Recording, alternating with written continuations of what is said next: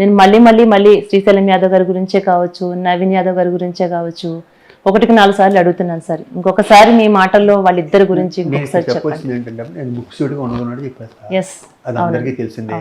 ఈ రోజు నేను వాళ్ళ గురించి నేను ఒక అబద్ధం ఆడాను అంటే నెక్స్ట్ నన్ను నమ్మరుగా, నాకు ఒకటే ఛాన్స్ ఇస్తారు ఎప్పుడైనా ఈ రోజుల్లో. అవునండి, పూర్వం ఉండేదేమో ఛాన్స్, ఇప్పుడు అలా లేదు. సరే మనం అబద్ధం ఆడి అబద్ధం ఆడతారు అంటే వాళ్ళు మాస్క్ వేసుకునే మనుషులు కాదు వాళ్ళ ఫ్యామిలీ.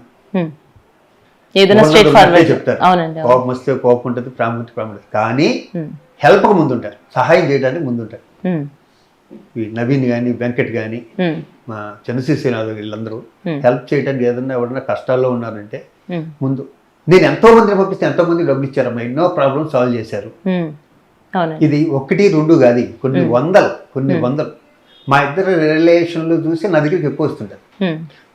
చిన్న పాపం బతికి చెడిన ఆర్టిస్ట్ కొంతమంది ఉంటారు, వాళ్ళు వస్తారు, సార్ మాకు ఈ పని చేసి పెట్టమని.